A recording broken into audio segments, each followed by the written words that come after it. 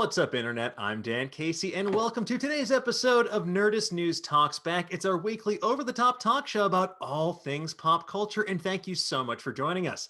On today's show, doesn't seem like there's much to talk about. Wait, sorry, wrong script. We're going to break down the biggest announcements from last week's Disney Investor Day live stream. From the galaxy far, far away to the Marvel Cinematic Universe, we will leave no Infinity Stone unturned. All of that plus some Spider-Man Into the Spider-Verse trivia on today's Nerdist News Talks Back.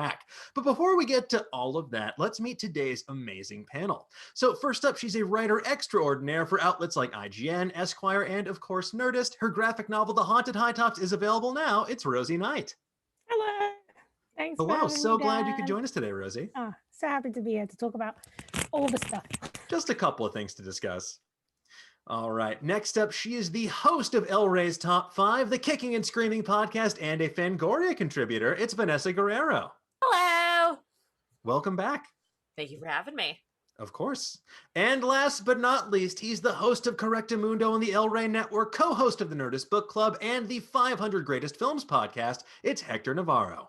Happy Investor Day, everybody. Investor Yes. Day. Yay! Yay! Came early. Investing. Right before Toyotathon, in between Happy Honda Days, we get Investmas Eve. Last week did not disappoint. But before we get this show on the road, we have a little segment we like to call Should You Be Wearing a Mask This Week? And the answer is, especially if you like Marvel and Star Wars, yes, you should. We're seeing a spike in coronavirus cases around the world. While this is happening, great. Look, the vaccine's on the way, but in the meantime, wear a mask, be responsible, take care of yourself. It's still flu season out there, so don't be a dingus, wear a mask. Anyway, moving on to the galaxy far, far away. Let's start off. We have a lot to talk about. I'm going to try to fit it all in today as much as humanly possible, but without the aid of perhaps the Time Stone or something similar, I don't know if we're going to be able to do it, but I will endeavor to persevere nonetheless. So let's begin with Star Wars. While the future of Star Wars is focusing heavily on live action series and films, animation is by no means getting short shrift thanks to a trio of projects: Star Wars Visions, A Droid Story, and of course, The Bad Batch. So let's start with these three. In particular, I want to talk about The Bad Batch. What were your reactions to the trailer, and what do you hope to see from this series? Vanessa, let's start with you on this one. Yeah, in general, there was so much coming in, and I'm so excited for so much of these little stories to get these highlights that I've really been wanting to where we can actually start moving away from the Skywalker saga that, as much as I love, I really want to explore the rest of the galaxy. And I feel like with The Bad Batch and so many of these other projects that are announced, we finally get to meet everyone else. Yeah, it's nice as well because I feel like while this is still taking place in that the context of that larger Skywalker saga, we are getting a new side of the Clone Wars canon, which is, I think, more than any other piece of Star Wars content out there, done the most in terms of film and television to deepen that lore and fill in those gaps. Because, you know, the original trilogy had the benefit of decades of novels, whereas the prequel trilogy, you know, for me, for my money, it was a great idea on paper that wasn't necessarily executed to its potential in just the movies we got. But I've gained a new appreciation for it over the years because of things like the Clone Wars, Rebels, and now the Bad Batch. But I'm curious, Hector, what do you think this can add to a post-Clone Wars canon? Just cool, badass dudes. That's all. Hell That's yeah. all I Just care guys about. being dudes. I don't. Just Guys guys being being dudes tossing around a ball. Who cares if it adds to the Skywalker saga? I don't care. But we got to mention Fennec Shand is in the show, which is really, really cool. I think it's been confirmed since the trailer was dropped, and fans saw that and they were like, "Is that Ming-Na? That's Ming-Na." Stoked about that. I'm also excited about the other animated projects in general. I've always loved that Star Wars has embraced animation and has a history of it. You know, I was stoked when Star Trek brought back animation from its history, which is really cool. But I like that we're able to explore this stuff in an animated form because I love animation. So I'm stoked about it. Yeah, I mean, one of the announcements, I think I was just like, this was for me personally, was Star Wars Visions, which is Yeah. their series of short films from some of the world's top anime creators. Now, Rosie, I know you are a certified otaku as well. What was your reaction to this news? And are there any characters and or studios you'd like to see involved with this initiative? I think it's just the coolest idea. I think that for a long time, George Lucas, we all know how much of an influence like Japanese filmmaking and manga had, Lone Wolf and Cub, every Kurosawa movie. So I think it's really amazing to see this. And Star Wars has been publishing incredible manga for years. They had a Luke Skywalker manga. They recently have been adapting their contemporary books into manga, like the Lost Stars book by Claudia Gray is a really lovely manga series now that is just beautiful. And so and they did the same with Ken Liu's Legends of Luke Skywalker book. They just adapted that. I think those are both from Viz. And so this makes a lot of sense to me. And what I really would love to see is just that broad spectrum of what anime can be, from the most classical. I love a hand-drawn animation. Like, I really do struggle with CG heavy anime. I'm trying to learn, but I would love to see the whole spectrum. I would love to see that violent, wild, contemporary, like Berserk style darkness. And I'd love to see really cutesy magical girl stuff. I mean, there's so much that can be told. There's so many stories in the Star Wars galaxy. And I think, like Hector said, I mean, I love animation. I'm always happy and also, even though we do have CG now, and I love practical effects, so I feel like there's not too much of a limit. Animation allows you to do stuff that is so heavily affected by budget or just practice. Like, I mean, everyone rags on the whole Star Wars holiday special, which I obviously love because I have terrible taste, but like, even there, everything else in that film struggles from the lack of budget, except for the animated section, which really stands out and still looks beautiful and is clearly influenced by like Mobius and other incredible animators. So I think this is so exciting, and I'm really, really stoked to just see where they go with it. And I hope something that continues out of this, because I still think there is so much scope for a Star Wars feature-length animated movie.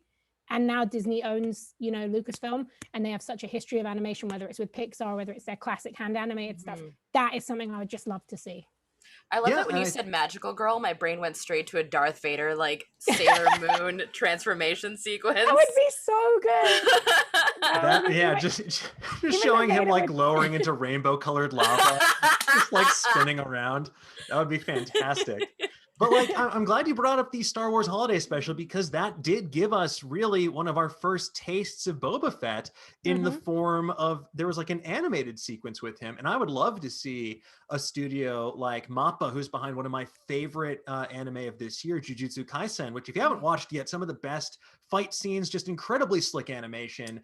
And just like, I can't recommend that show enough, but seeing them do something with maybe how Boba Fett escaped the Sarlacc, like filling in some of those gaps between when we last saw him fall into an eldritch creature and then emerge triumphant in the scenes in the sandy dunes of Tatooine.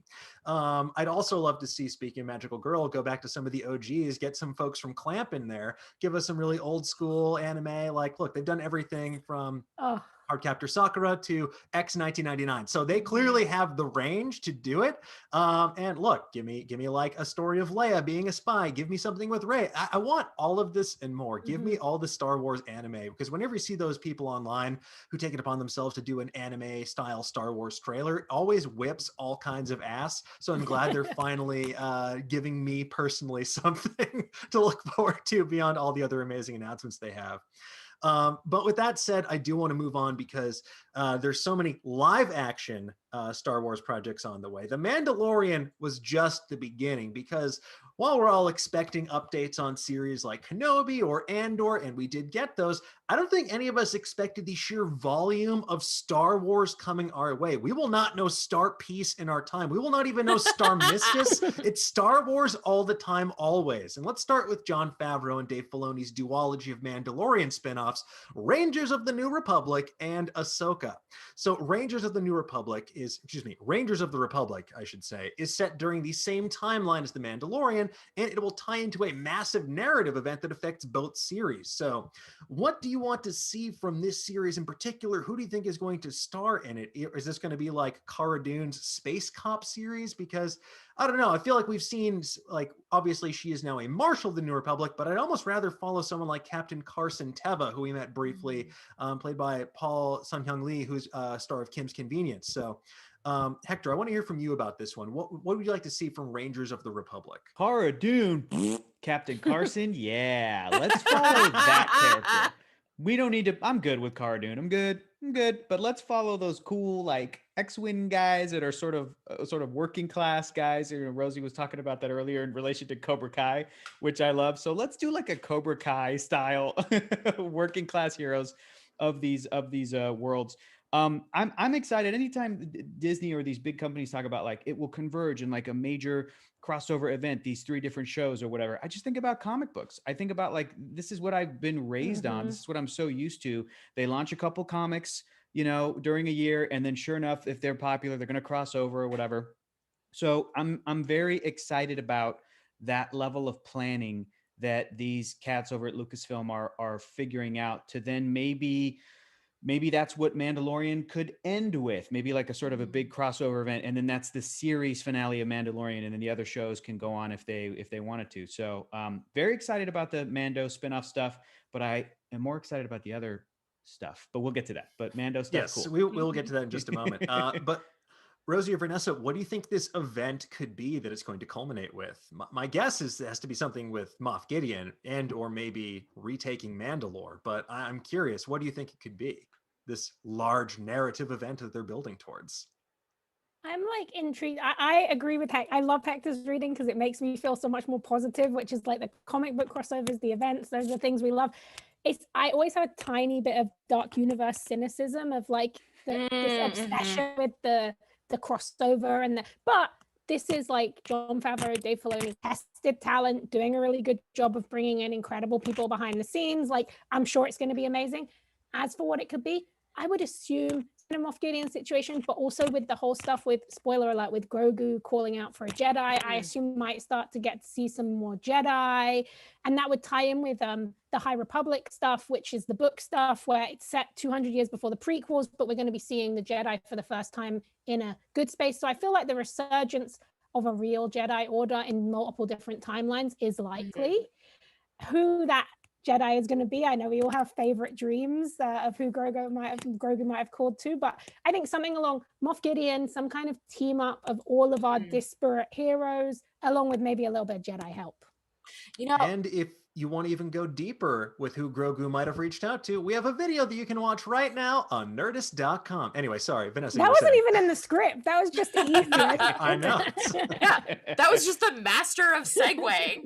No, kind of jumping off what Rosie said. I love that you specifically brought up Dark Universe in terms of just like crossovers for the sake of crossovers, but this doesn't feel like it's going to be that. This is very much like just putting the magnifying glass in on these different stories and where they kind of meet in the middle in the way that's comic book.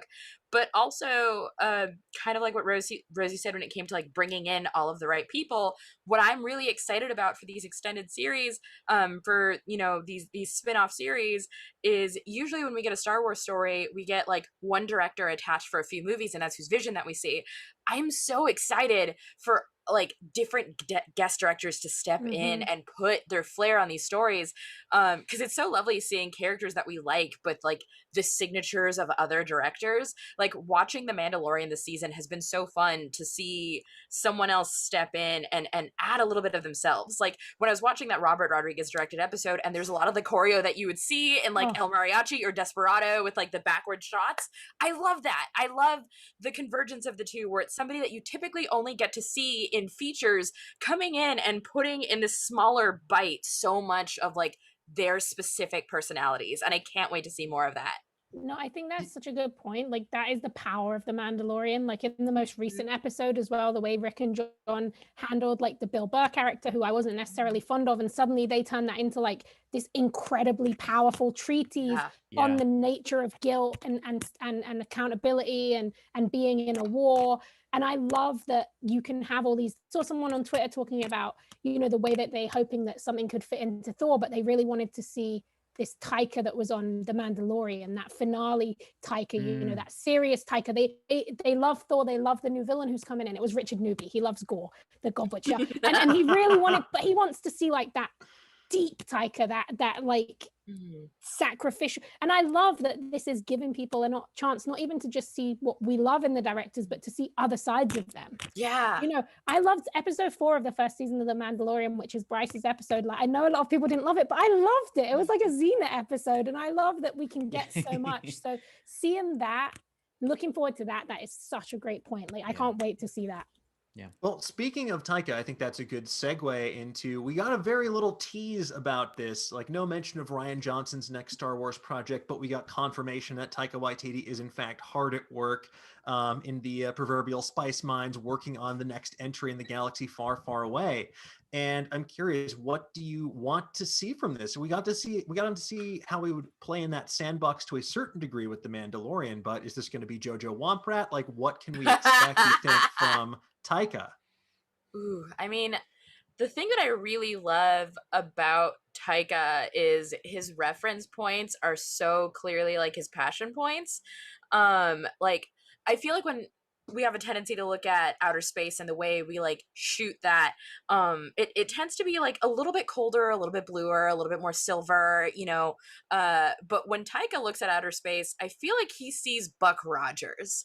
He sees like a more colorful, technicolor, weird playground, because he doesn't really just like, especially when you like look at Thor Ragnarok and you look at how much like Willy Wonka is injected into that universe. His reference points are so eclectic that I feel like any handling of Star Wars is going to be so uniquely his. Yeah, it's like, especially with Thor Ragnarok, for example, like you see like 80s metal album covers, and you see like 70s like sci-fi and fantasy novel covers brought to life in the most spectacular way. But he still grounds that with like the sense of gravitas that you would expect, like those scenes where you see Valkyrie and the rest of the Valkyries riding to attack Hela. It's like a Renaissance painting where you just have these like striking moments. So I think we've seen like that Taika, clearly Academy Award winning director Taika Waititi, clearly knows what he's doing, and I'm excited to see how he's going to bring more of himself to the galaxy far, far away and give us something that is brand new. But before Taika's movie, we have another movie coming out, Christmas 2023, which is a real date and not a prequel to Cyberpunk 2077.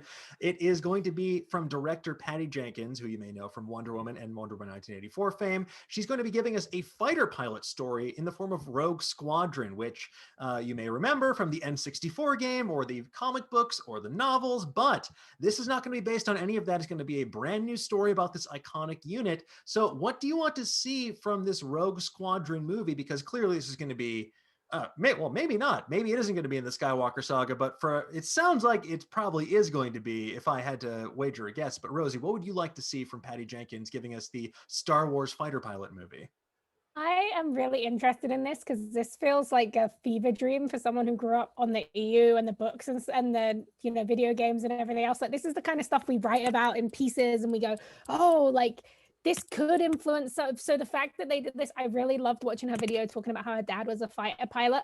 I struggle slightly in both superhero movies and Star Wars movies with the militarization aspect, and it doesn't do it for me. So the idea of it being a fighter pilot movie doesn't necessarily speak to me in any emotional way. But the description did say it's all about a young group of up-and-coming fighter pilots, like finding their space in this world, and like and so on that case, I can find like a good group of fictional children to love who are going to be learning, finding their way. And it gives us a space to learn about Star Wars, kind of like what Claudia Gray did with Lost Stars, where you met these new characters against the backdrop of the original trilogy.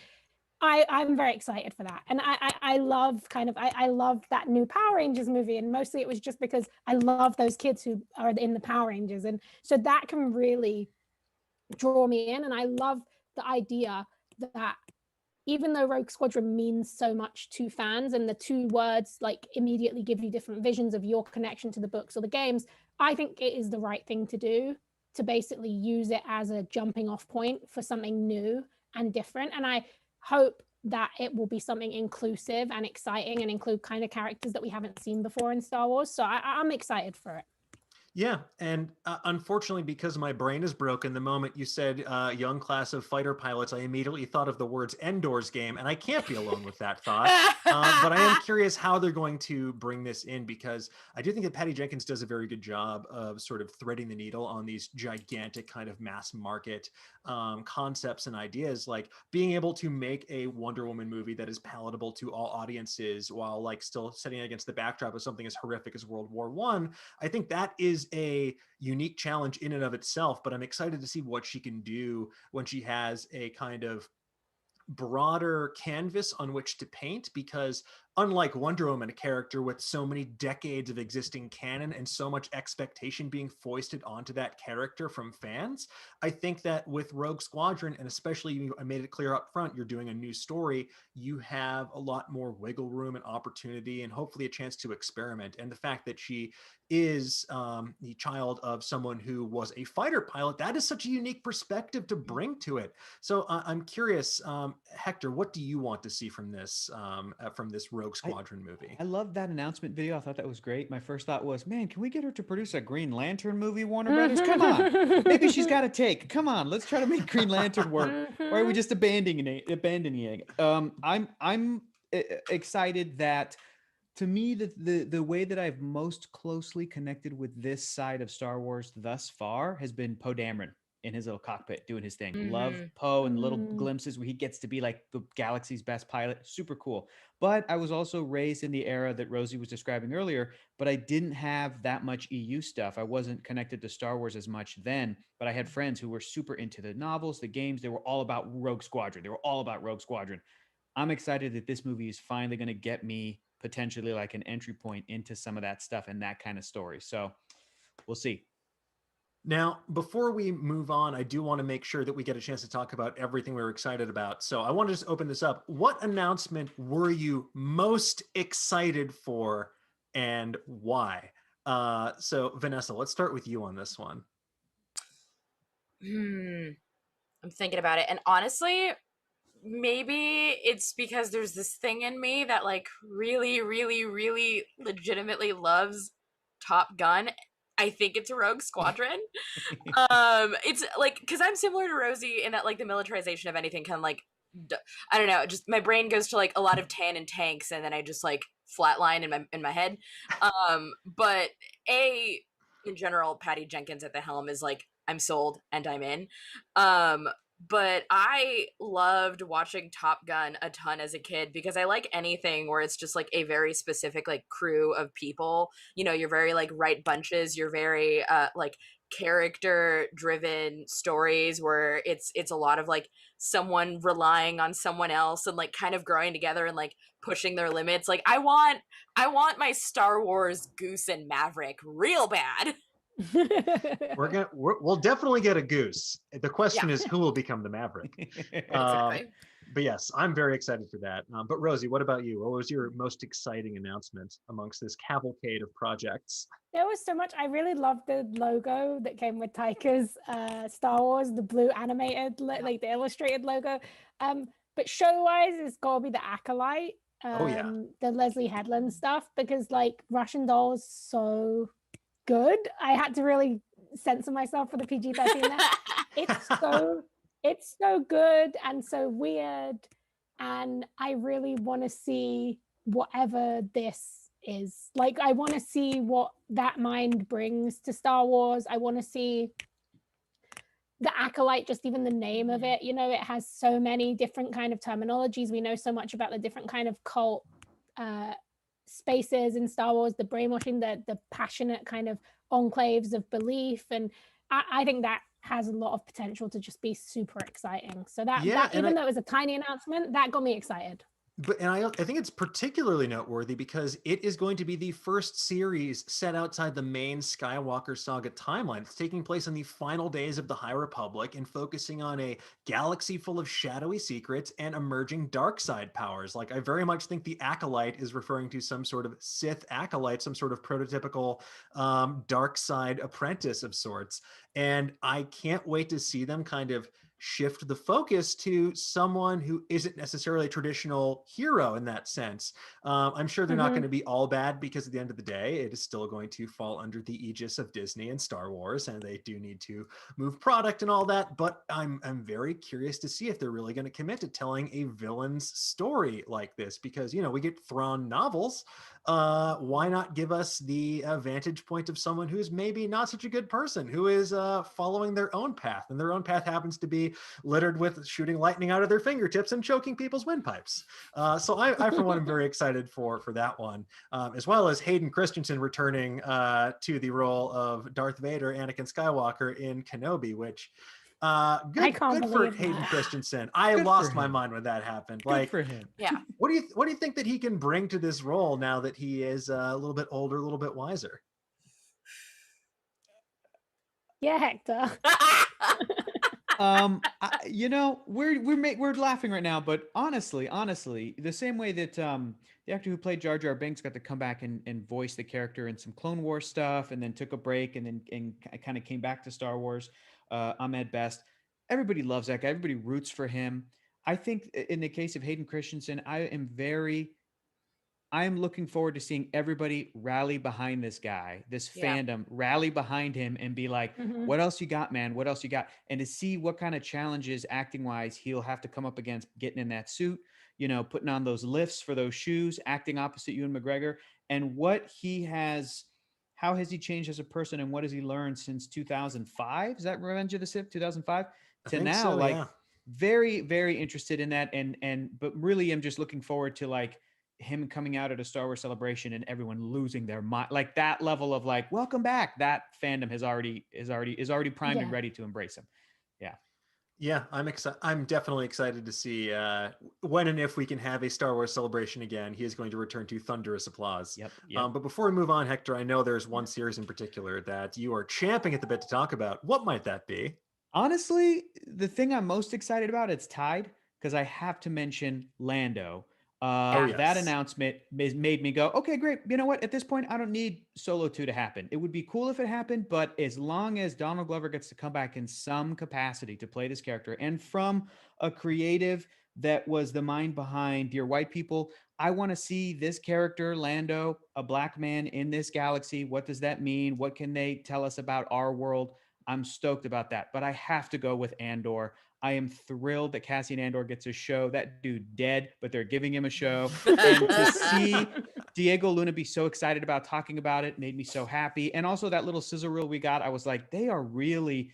Mandalorian was impressive enough as it was, but this show is like, when they're saying like, this is just like a film, it's a movie, the amount of effects and characters, because they're all like British, amazing, talented artists that are working on this thing. Looked incredible. Cannot wait to see Andor. That's the one I'm most excited about, namely because I love Diego Luna and I hope he gets to touch Yaba. He's finally, if he does not get to touch Yaba or any Hutt, then there's truly no justice in this universe. That was going to be the plot. Yeah, that was going to be the plot for Rogue 2, but clearly some rewrites happened, and as Hector mentioned, he did. But yeah, I think with Lando in particular, I would like to see, because, you know, Lando is kind of this ultimate, I think, unreliable narrator where you're never sure if he's like embellishing his tales about what actually happened. I'd love to see it kind of framed like you have Billy D. Williams in the present day, like sitting around like a card table or like in a cantina telling stories of his old adventures, and then they star Donald Glover. Awesome. That way you can kind of bridge the gap, get both of them in there, and everyone gets their favorite version of Lando. So I'm very excited to see that.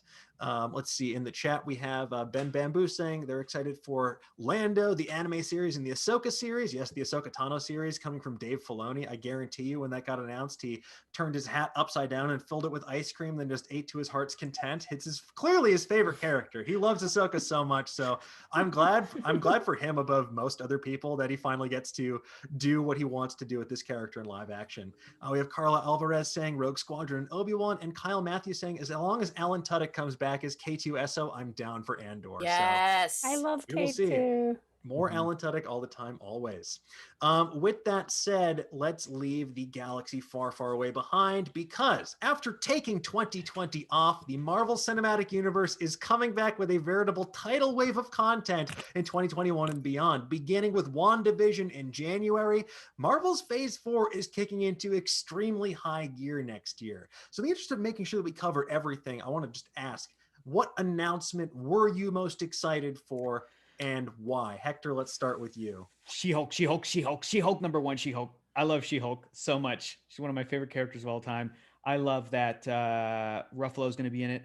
I love that Tatiana Maslany's playing Jennifer Walters. What a get. Like, perfect casting. And I was so stupidly excited that they're bringing back Tim Roth as the Abomination. Because I love him in that movie. He really is one of the standout things about The Incredible Hulk, which I think is a bit of an underrated movie, but I understand why it didn't connect with audiences. I want to see if Liv Tyler can come back in some fashion at some point as Betty Ross. I think would be cool. Also, that little drop that Feige hinted at, where he was like, "Look, she's a lawyer. She's in New York. She's working on superhero cases. You never know who you're going to see." Some people are saying, "Okay, so she's going to work on superhero cases. You're going to see superhero characters." Other people are saying, "That's Matt Murdock, baby. Come on, they're in the same circles." Could this be, with the rumors happening with Spider-Man 3? Could this be that Marvel Studios is just letting these contracts with Netflix expire so they can retain the rights, so that they can bring back these actors in different projects? I don't necessarily need a Daredevil season 4. I don't need an Iron Fist season 3, but if you're going to reference some of these characters, and I think that they're worthy of being in the MCU proper, bring back Luke Cage, Jessica Jones, Daredevil, even Danny Rand, Iron Fist, the Defenders, use those. There was such good casting. Charlie Cox is so effing good. So I'm the most excited about She-Hulk, but man, oh man, I did not see Ironheart, Armor Wars, Secret Invasion. I didn't see any of that coming. So what a glorious day, Investor Day. Yay praise be to the investors. Yay. Yes. Thank you, investors, for making this a profitable enterprise so I can release serotonin into my brain every so often. But no, I think that you hit the nail on the head there. While I would certainly love to see someone like Charlie Cox return as Daredevil in that series. I think that's a great way to do it while you give that previous series time to breathe. I would not be upset, no disrespect to Finn Jones, who I love on Game of Thrones. I would not be upset if somewhere along the multiverse he got recast with someone else. But hey, that's a discussion for another episode. But I can't believe I'm going to bat for Finn Jones, but he was not the worst thing about the show Iron Fist. I just want to point that, like, the cast was like the least of the problems of that show. Look, I'm saying, you can just take that show, maybe keep some elements, but otherwise it's all good. We don't need it. Iron Fist, who cares? Moving on. We have more important stuff to talk about than Iron Fist what ifs. But Vanessa, what would be your most exciting announcement from the Marvel portion, and why? Oh my God. I think it's a hard tie between like two, a comic book and a comic book arc that I've just been wanting to see happen on the screen. Cause I'm no stranger to just like really loving character stories. But like the ones that had me straight up flipping out was I get to see Gore the God Butcher on screen. The God Bomb, the God Butcher arc is one of my favorite comics just of all time.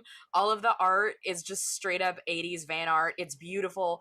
But the God Butcher is the kind of villain that is so difficult to write because he's so layered and empathetic, but like loses himself so quickly. And it's one of my just favorite comic book issues ever because it like changes the way Thor looks at himself, because he starts seeing himself as like less of a god and more as like this part of something that's greater than him. So like the fact that the God Butcher is happening, like that one had me just geeking. But also every confirmation that like it's looking like our Hawkeye is going to be Matt Fraction Hawkeye. And then we have Haley Steinfeld as Kate Bishop, who's an actress that I love so much. Mhm. Like the True Grit remake, I actually like better than the originals, and a lot of it is because of her. I'm losing my mind where it's just like comic book universes that I love, but also the fact that I get to like see Haley Steinfeld as Kate Bishop, losing it. Yeah, and especially for something like that, you could not ask for better source material on which to Yeah. base a series, because anyone who's read those comics is just like, oh, now I love Hawkeye. If I Yeah. didn't already, I really get this character and I like understand why this character is so enduring. And I think it can do a lot, even for not just Kate Bishop, but also to give us a new shade of Clint Barton in a way Yeah. that we didn't really get previously, beyond him like getting a dumbass haircut in Avengers Endgame and being like, I've murdered my way across the world. Yeah. But I'm excited to see what they can do with that. You take your hammer, you talk to him, you take it up with him. You grab your hammer, you talk to him. I bought the farm and so did my family. Anyway, so Rosie, I want to hear from you. What was your favorite announcement and why? This whole, I feel like I'm living in like the most surreal era, because this is just like all this weird deep cut stuff that like nobody used to care about. I mean, that's my whole career. We all live in that world where we get to write and talk about this stuff that like we didn't think anyone cared about. But I mean, Armor Wars, like that's so bonkers to me. And I hope Bob Layton and David Michelini are getting that big Disney cash. And that makes a lot of sense. I love that James Rhodes is going to be the center of that story. I assume they'll basically recast him in the Tony role for the most part, and he will be hunting down who is misusing the tech. I just want to jump off what Vanessa was saying as well. Like the Hawkeye thing is really exciting to me because, and I think something that is really we got to give Disney a lot of credit for right now, which is not something I say very often, but like Matt Fraction's Hawkeye run is great, right? But like a lot of the Hawkeye stuff, there are issues with it because there is this weird history of Hawkeye. Like, is he deaf? Is he not deaf? Like, and the Fraction run does do a great job of exploring that. But again, it often comes through the eyes of a dog. And then there's kind of little bits and bobs there that could be done better. But then they cast Alakwa Cox, who's an Indigenous deaf woman, to play an Indigenous deaf character in Echo. And I think having that deaf representation in the show when we're going to have Kate Bishop, and I love Haley so much, and that is just so amazing. That really does a lot of work to contradict what because I do think there was such a great space to have a deaf Hawkeye, but you know what? It's 2012, whatever. People weren't having those conversations. Jeremy Renner, big name star or whatever. But I love that they're bringing in this deaf actress to add deaf representation. And I'm assuming it means that we are getting Matt Fraction because they cast the clown. So probably Hawkeye's going to lose his hearing and then Echo will be there to help. And I'm very excited. I think that they're just doing a really good job. I can't wait to see Ironheart. Also anything Quantum Realm. So when they did Ant-Man Quantumania, that was like a big deal for me. That stuff is so fun to write about. And obviously Fantastic Four. Like that's been my big, I did not see it coming the way they dropped it with the director. I understand John Watts doing really, really well with Spider-Man. I always thought they were probably going to go Taika directing, Taika starring as Reed. Seems like printing money. But, you know, I've done a million Fantastic Four pieces at Nerdist, and I've got my fan cast, old Reed, Keanu Reeves, you know, there's so much to be done with it. And I think the fact they've gone with John Watts means we're getting young Fantastic Four, which I don't love, but you know what? I'm so open to it, and I want to see Marvel's first family in the MCU. Yeah, well, let's talk about Marvel's first family, because, you know, they have gotten, I think, a bit of it's weird because they haven't gotten short shrift, but they haven't been set up to succeed, it feels like. You know, they were very much felt like kind of a like Me Too play as well. Like, oh, like superheroes are trending right now in like the mid 2000s. Oh, take Fantastic Four, see what you can do with them. And then we're trying a darker, grittier take with Josh Trank's film, and ultimately, you know, that bound up being what it was. But with this, you know, you have John Watts, someone who's proven that he can play in the Disney sandbox and bring new life to a character we've seen several times before with Tom Holland as Spider-Man. And not to discount Tom Holland's own contributions to that, but I do think that John Watts does a great job making those movies feel really peppy and youthful and exciting. So my personal theory about this is that, and we're going to get into more of this as well, is that the movie will take place in the 1960s. That was always my theory too. Yes, and with them getting lost in the quantum realm, and that's Yeah. how they get their powers and wind up in the present day. Hector, why is this giving you such a visceral negative reaction? They're not capsicles. It's a quantum thing. They're writing tardigrades. Because I think that Captain America was meant to be a man out of time. I think certain characters are meant to that's built into their DNA. But I always felt like Fantastic Four has always felt to me like they are now. They are people who represent the best of us now. And if we do a 60s quantum thing, it's just gonna it's gonna be like, this is all speculation and stuff, but I feel like it would be a little bit more of an uphill battle to cast the FF as maybe being actors of color. If they're all astronauts from the 60s, it's like they're all going to be good looking white people coming through a portal or whatever. The other thing about the Fantastic Four is, like, if they were stuck in the far future from their own time, Reed, I think, would find a way to get them back. Even if he can't cure Ben Grimm, he's going to find a way to put them back in their original time, sort of like the time traveling young X-Men of recent Marvel comics, which is a storyline I adore. I think it's great. But I think that the hook for that has always been they're on borrowed time here. They're eventually going to go back. And I don't want the Fantastic Four to be that. I want the FF to represent a generation that is today, people young, old, whoever, but people who are science positive, who can lead us to a future, and who are not somebody that we're looking back to the 60s, to the JFK era and being like, oh, we need like a Buzz Aldrin type today. We need that person to show us the way. We need Mad Men. We need this, we need that. I don't want to do that. I really am hoping that the Fantastic Four, that they can find a way to make it modern the way that they have for all the rest of their characters. When people talk about Fantastic Four and X-Men, fans always go, well, where have they been? How are they going to explain it? And I'm like, look, the comics, X-Men #1 is just like, here's a team of 5 mutants. People are born with powers sometimes. Let's go. Like you don't have to be like, well, where were they during the Avengers fight? Here you go. Here's Tilda Swinton doing stuff. But again, there's no Stephen Strange yet. So there's no X-Men yet. There's no Fantastic Four yet. And that's okay.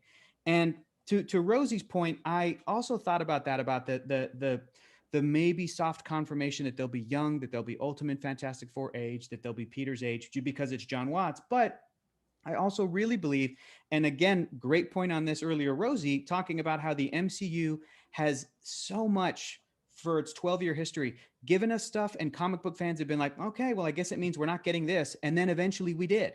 We got Scarlett Johansson as Black Widow, and comic book fans are like, okay, I guess she's not Russian. Turns out she's super Russian.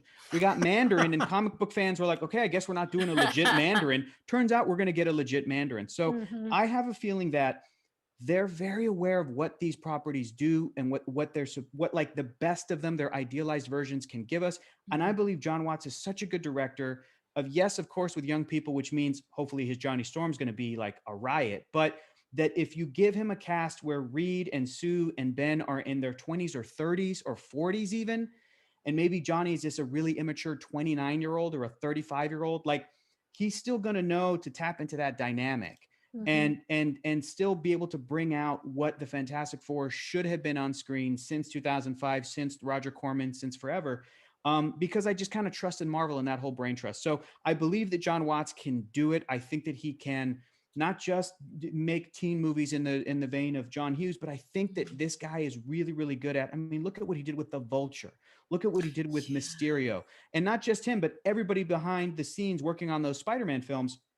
The Adrian Toomes Vulture has always been a very kind of a one-note, a Spider-Man character who's got a great look, but not the most maybe compelling story. And then they give us Michael freaking Keaton. And the same with Mysterio. It's always been kind of a weird gag. Like they've tried to do some dark stuff with him in the comics, and then it's Jake Gyllenhaal and he's tied into Tony Stark, and there's holograms. It is all this stuff that to say Peter Parker's relationship with each of those characters and Peter Parker's relationship with the whole cast of those 2 Spidey movies is so solid that I am so excited about the interplay and the relationship of the members of the Fantastic Four. It's going to be amazing. Don't lose hope, Rosie. Don't lose hope.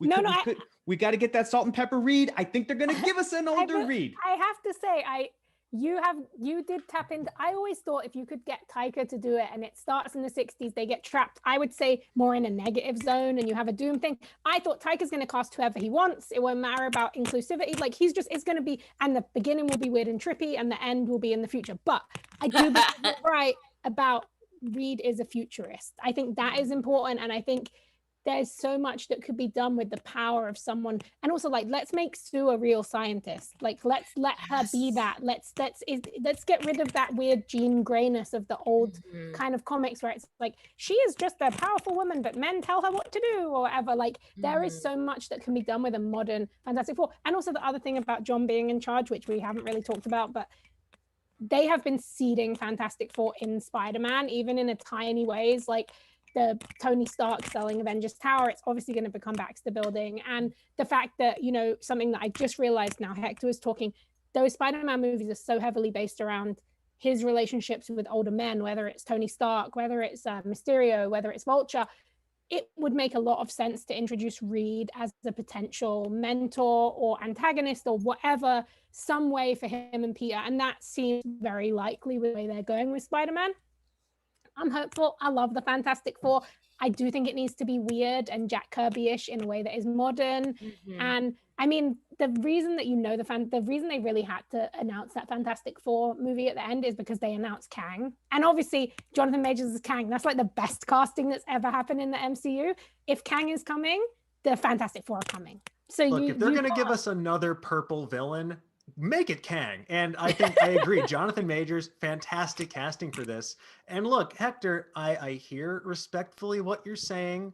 I hear you poo-pooing my theory about that, but I would posit that as a group of futurists, as men and women of science, that perhaps if the Fantastic Four found themselves in a city out of time like Chronopolis, they might want to stay a little while and check it out, hanging out with Kang, just doing some weird science experiments outside of space and time as they understand it. They might even not realize how long they've been gone. But because they adapt so quickly, I think we can avoid the Captain America, what's up, the Beatles?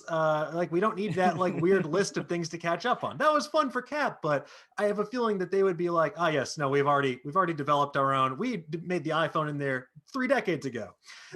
So I'm very excited because Ant-Man Quantumania, I think more so than the multiverse, is introducing something that is going to be a profound part of the next phase of Marvel, and that is the ramifications of how the multiverse and the quantum realm interact after everything that happened to it in Avengers Endgame. So I'm curious, what do you folks want to see from this third Ant-Man movie? And do you think, especially with the recasting of Cassie Lang, who becomes the hero Stature, Catherine Newton from Pokemon Detective Pikachu did a fantastic job, and she was also just in Freaky. Do you think that we're heading towards them building the Young Avengers to become the future of the Marvel Cinematic Universe? Yes. Yes. All right, yes, and I'm gonna lose it. Yeah, we got Hawkeye, we got Cassie. We've got we have Skrulls already in the mix. We've got Wanda and her with the Secret Invasion series out of nowhere. Yeah, and the twins, who are definitely, we know that the twins are going to be in WandaVision. Whether that will lead to them becoming tangible people rather than just figments of the imagination is probably likely. So that would be, I always get it. Is it Tommy is her kid? Billy and Tommy. Wiccan is her kid, and Billy is the boyfriend. Wiccan and Speed. And Billy is Hulk's boyfriend, so Speed is the other twin. Yeah. So they're definitely coming. I always had this really stupid theory, which is not true now because Kang has been cast, but I always thought that the kid who went to Tony's funeral, who he gave the suit to, might have been Kang, Ironheart situation. I don't think that's going to happen. I think what we're going to get now is Ironheart Riri will be the Iron Man replacement, hopefully, in Young Avengers. Seems to make sense, rather than having even though the original Young Avengers, they weren't really legacy characters, they were set up as legacy characters and the reveal was that they weren't. But I think we did get a Patriot announcement too at some point, which means we probably have Patriot coming. I can't remember what show. Maybe it could have been that Winter because Sam Soldier. Wilson in that show, Anthony Mackie, was like, the legacy of that shield is complicated, and people immediately which means boom, Isaiah boom, Bradley. Boom. Yeah, that was I was hoping that they were going to do a Truth riff. I wrote about Truth recently at Polygon, but that, I think it's the Young Avengers are coming and they're going to be lovely. We may even get Kid Loki with this Loki series. I mean, oh my God, I hope. Embarrassment of riches here. And we got America Chavez in the mix. This is everybody. Yeah, I mean, look, we're already getting Loki as DB Cooper, so why not? And I mean, they're obviously taking directly. Yeah, no, go for it. No, after you. Oh yeah. Oh no, I was just gonna say they're taking obviously from some of the really iconic imagery of the newer Loki series, like the Loki for President and stuff like that. Kid Loki is very likely.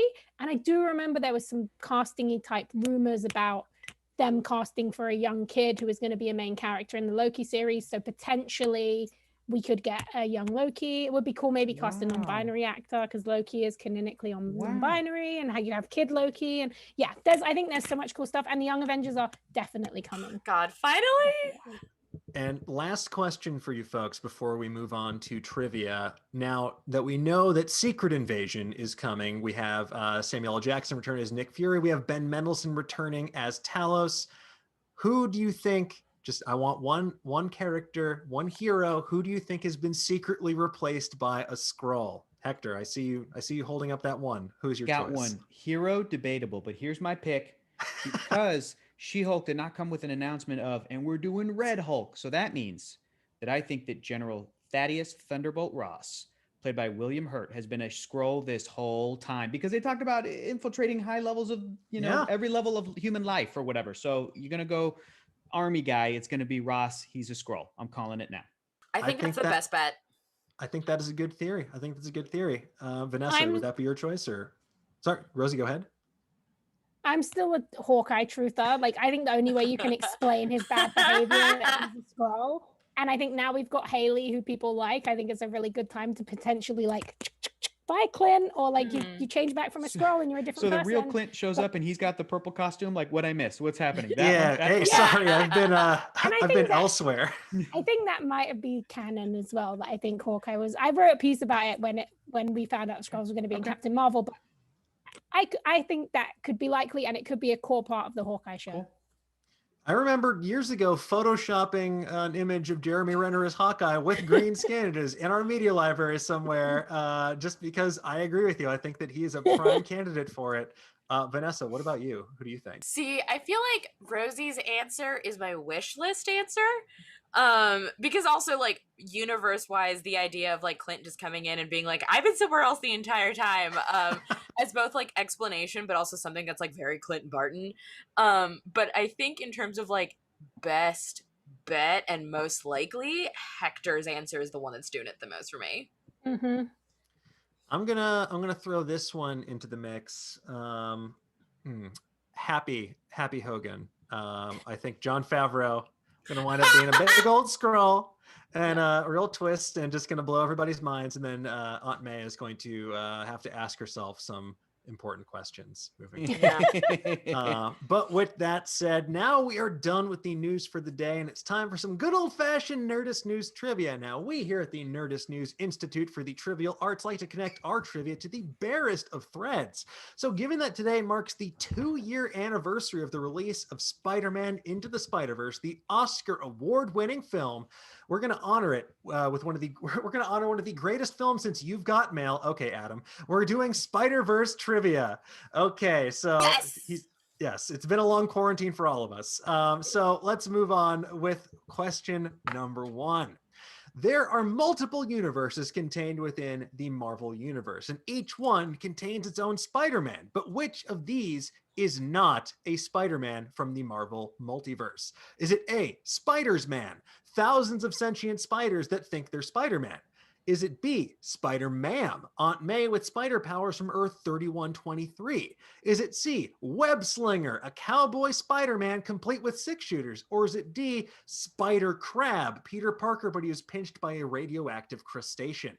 So is it A, Spiders-Man, thousands of sentient spiders, B, Spider-Mam, Aunt May with spider powers, C, Web-Slinger, a cowboy Spider-Man complete with 6-shooters, or D, Spider-Crab, which is a Spider-Man who's a crab? These are your options. Which is not actually a Spider-Man?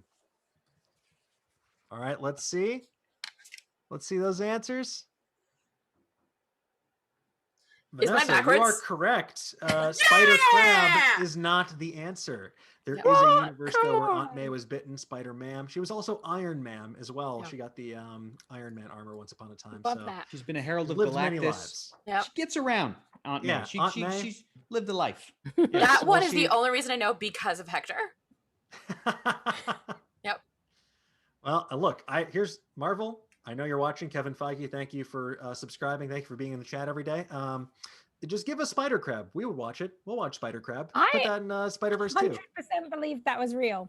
Peter's always It getting sounds bitten by plausible. something radioactive. Like 100% thought that was the case. Yeah, it sounds plausible. All right, question number 2. Spider-Verse, true or false? If you hit pause anytime a train goes by, you will see Stan Lee in almost every single train. Is that true or false? If you hit pause anytime a train goes by, you will see Stan Lee in almost every single train.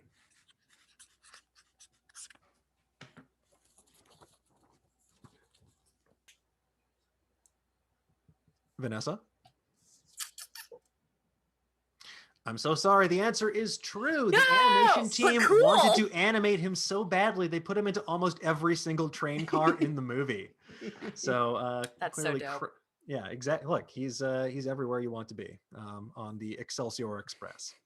All right, question number 3. When Miles first visits his Uncle Aaron, what show's playing on the TV? Is it A, Cheers, B, Frasier, C, Community, or D, A Different World? So when Miles first visits his Uncle Aaron, what show is playing on the television? Is it A, Cheers, B, Frasier, C, Community, or D, A Different World?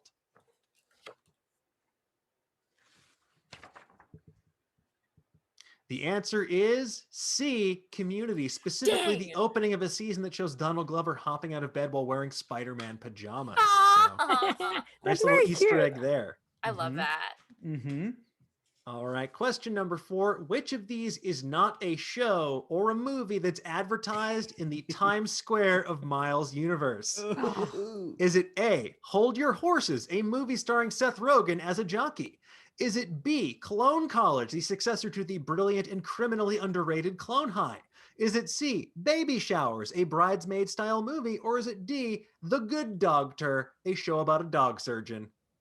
So which of these is not a show or movie that's advertised in Times Square in Miles's universe? Is it A, Hold Your Horses, the Seth Rogen jockey movie?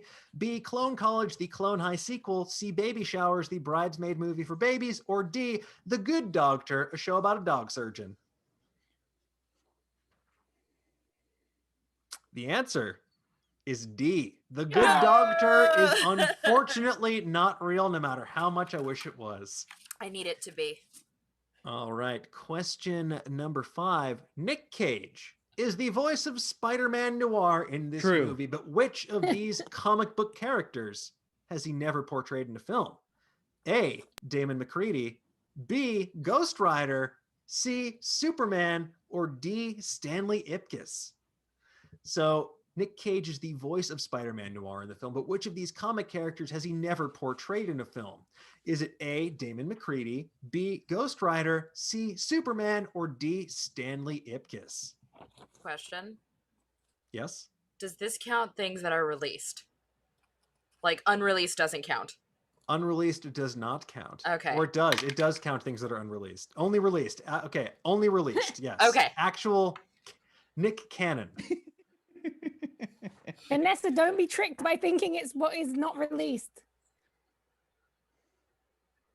Unfortunately, Vanessa, you were tricked. Tricked. The answer is D, Stanley Ipkiss. Cage got to voice Superman in Teen Titans Go to the Movies. Stanley Ipkiss was played by the equally manic Jim Carrey in The Mask. I forgot he finally got his chance. Yeah, he's so good as well. It's so good. Yes, Great movie, you've great been movie, great switcherooed by our trivia maestro. I got switcherooed. All right, next question. True or false, Miles is bit by a spider with the Infinity logo on its body. True or false? Miles is bit by a spider with the Infinity logo on its body.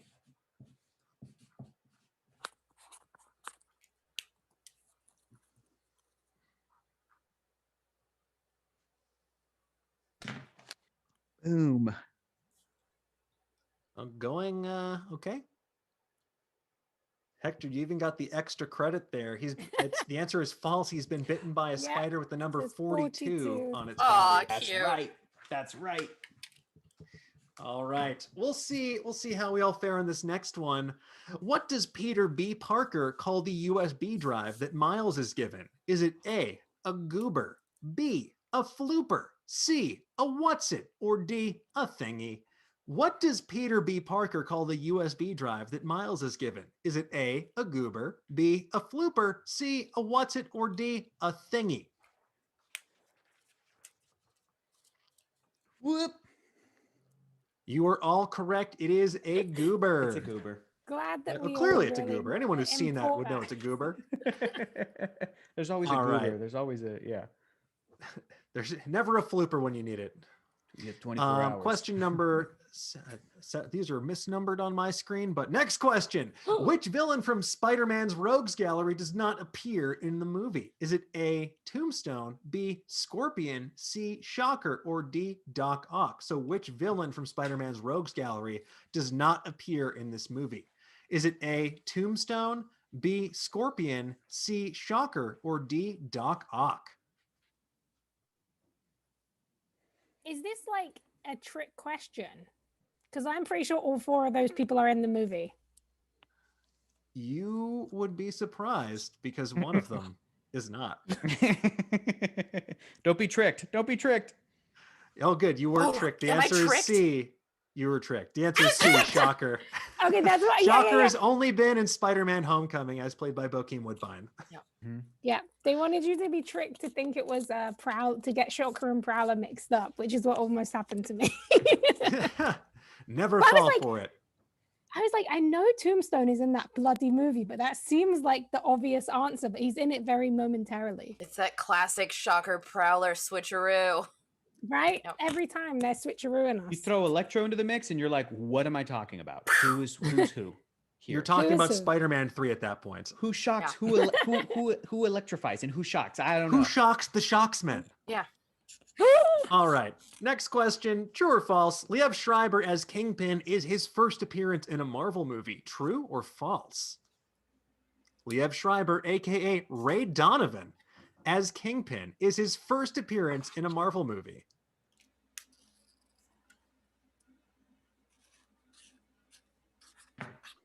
I see Hector going for extra credit right now. I can sense it.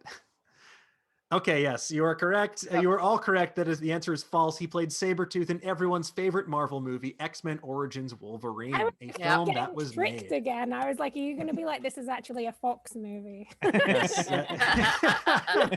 It's still a Marvel movie. It still counts. All That right. was a And casting. I believe I have to. I think we had a bonus question in here that was unnumbered, so I'm gonna have to go back. But I'll have our trivia master Adam do the calculations in the meantime. Next and potentially final question: in Gwen Stacy's universe, Peter Parker becomes what villain? Is it A, the Lizard, B, Mr. Negative, C, Vulture, or D, Hobgoblin? So in Gwen Stacy's universe, Peter Parker becomes what villain? A, the Lizard, B, Mr. Negative, C, Vulture, or D, Hobgoblin?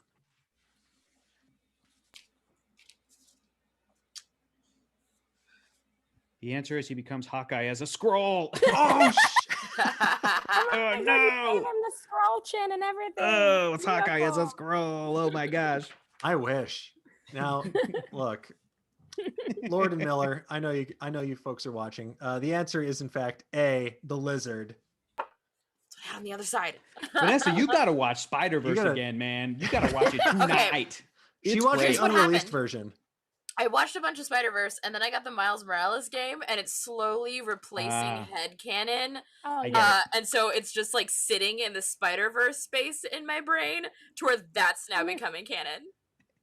Honestly, if there was any like legitimate narrative questions about that movie, I'm sure I would get them wrong. But apparently, the trivia is just specifically about ridiculous kind of things that I actually remember.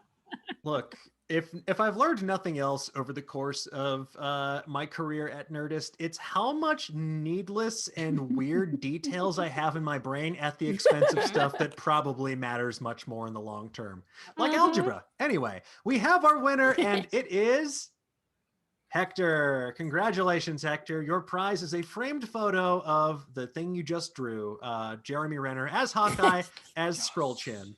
Beautiful. Yes. Yes. This So is the, now it's an, it is it's an time- original, baby. It's an original. Sign that. Look, you gotta Get it get slabbed. that in Lucite, get the CGC to grade at 9.8. Oh baby, gonna sell that near mint. All right, now it's time for your 30-second soapbox. This is the time to get whatever's on your chest off your chest. Talk about anything in the world that you want to. Hector, as our newly crowned winner, you're up first. So what do you have for us? Don't spread conspiracy theories about the vaccine. Don't do it. Don't make jokes about it. Actress who plays Cara Dune, don't do that. In all seriousness, have a great, safe holiday. Stay home if you can. Read comic books. For the love of God, read a comic book. If any of those Marvel news drops made you excited and you have yet to read a comic book, try out Marvel Unlimited. Try it out. Put on some of the scores to those Marvel movies. Listen to those while you read it. It might help. Get Rosie's comic book. Just please read some comic books. For the love of God, please, please, please, please, please. You may enjoy them. But I'm sure Nerdist wouldn't like you two, so that they could tell you all the stuff that you need to know over the upcoming years. No, I want people to way. enjoy comics as much as possible. Okay, That way great. we can Okay, have a great. conversation on stuff like this. Nerdist News Talks Back. Absolutely. Look, we're here to provide a resource for people who have read them and who have not read them. We want to fill in all of those gaps. It's a place for everyone. There you go. Yes, read some comics. Next up, Vanessa, it is your turn. 30 seconds. Kiss Kiss Bang Bang is a Christmas movie. Spider-Man Miles Morales is a Christmas game. And also, there are a lot of small theaters that need a lot of help right now that are struggling. And a lot of them are selling merchandise. They're doing virtual screenings, they're doing festivals, they're doing donations, gift cards, whatever it may be. Find your small local theaters that can really use help right now. Reach out to them, see how you can best help them, whether it be buying merch, donations. It's also a great way to give people gifts during the holiday season that doesn't take up room in their home. You can give someone passes to a virtual screening, and that's just something you can give someone without having to put it in the mail, without having to wrap it. And it's a way that we can make sure that when this is over, we will have movie theaters again, and not just the big corporation ones, but those lovely small little indie places that mean so much to so many people. And that is fantastic. I wholeheartedly agree. And I've seen some theaters out there. Definitely check to make sure your local one is doing this. Some of them, I think once a week, are selling movie theater popcorn, so you can have that snack that you might be missing to make your home viewing experience even better while supporting people who are very much in need of assistance right now. So definitely taking that to heart. So thank you very much. And last but not least, Rosie, what do you have for us? Firstly, I'm just so grateful to be on this panel with such thoughtful, lovely people, and that just warms my heart. And also, I'm gonna jump off the similar vibes. First of all, just be kind. It's really tough if you're going shopping. Be nice to the people who are in the supermarket. They are essential workers. They are putting their lives at risk. Same with if you're getting takeout, stuff like that. Also, yeah, read a comic. Read an indie comic. I did the Nerdist 2020 best comics. There was 29 comics. It was a tough. There's free comics on there. You can read comics that are syndicated strips like Heart of the City or Six Chicks. You can read superhero comics. If you have a library card or you don't have a library card, because of the situation right now, you can get a digital library card in minutes from your local library, and then you can log on to Hoopla and Canopy, Canopy is an incredible art house cinema library. It's all free. And Hoopla has weekly comics. Most of the big two comics end up on there. They have comics from Image, from Boom, all kinds of stuff like that. And if you see art on the internet that you really love and it's by an illustrator, check out whether they're selling prints and support them this year. Buy comics from indie creators that you love. A lot of creators get comps instead of payments from publishers. So if you can buy an Image comic directly from the artist, the money will go straight to them. There are a whole bunch of ways to support amazing stuff this year. And yeah, like Hector said as well, if these Marvel things or Star Wars things got you excited, try and read the comics. Shout out to the creators. Let the creators know that you like them. Let Disney know that you care about creators, so that we can make sure that the creators are always getting fairly paid, not just seen as kind of IP machine. Support David Alan David Foster, who wrote the first ever Star Wars novels. He hasn't been getting paid by Disney. You know, we got to remember that this stuff comes from a place of love and artistry, and it's Jack Kirby sitting on his desk, drafting desk in his house. And he had to fight to, and his family had to fight to get the credit and money that he deserves. So let's support artists on every level, even if we are still enjoying the corporate aspects of this. Let's just remember where the art comes from, which is people's hard work and sore hands and backs.